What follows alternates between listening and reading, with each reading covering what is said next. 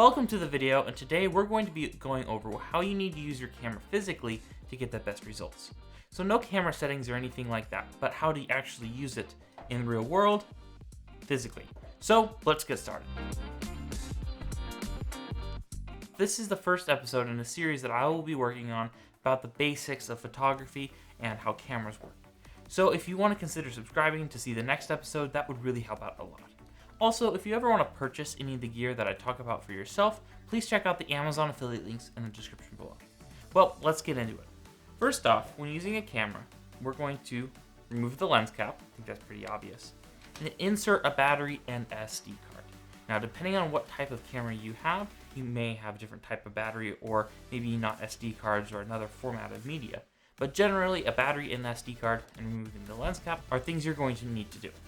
So first off, when holding a camera, you want to have whatever hand the camera's built for, like this, right here. So this would be my right hand, and that gives me control over most of the camera's buttons and dials.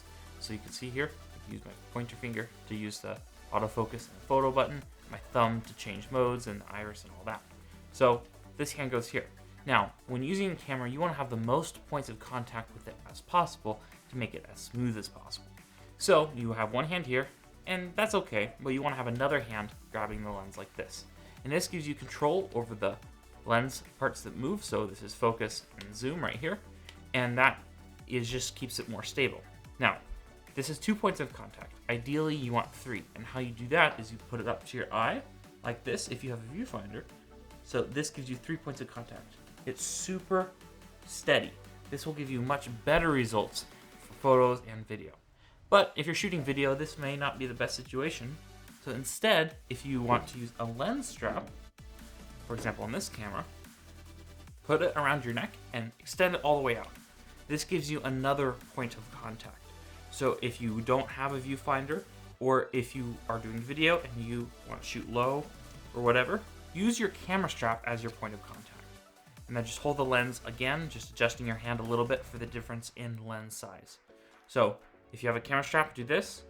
If you have an EVF, you can do this. Or if you have a camera strap, you can do this as well.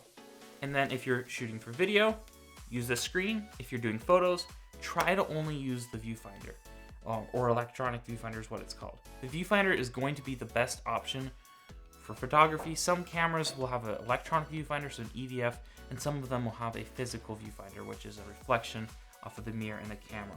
So if you have an EVF, use it. If not, that's okay because it doesn't have it, but definitely use it as much as possible. So overall, as many points of contact of the camera as you can have to keep it as stable as possible. And a quick thing is to make sure to always have your lens cap on when you're not using it. If you're going on a trip or something and you just want to remove it for the day, that's fine. But if you're keeping it on a shelf for a week or something, put the lens cap on. It keeps the dust out. Also, another thing is when you're switching lenses, you want to be as quick as possible with that maneuver to keep as much dust out of it as possible. Now, you should clean the insides of your lenses. So you will want to clean the inside and your sensor, but that's pretty complicated. And if you're a beginner, I wouldn't do that for a while. I've done some more research and you know how to do that. I'll probably make a video about cleaning sensors and the insides of lenses later, but for now, don't touch it if you don't know how to do it. So if you enjoyed this video, please consider subscribing and hit that notification bell to see when the next video comes out. If you want to know more about cameras or have any specific questions, please leave it in the comment section below and I will get an answer to you. Well, that's it for this video, and I'll see you in the next one.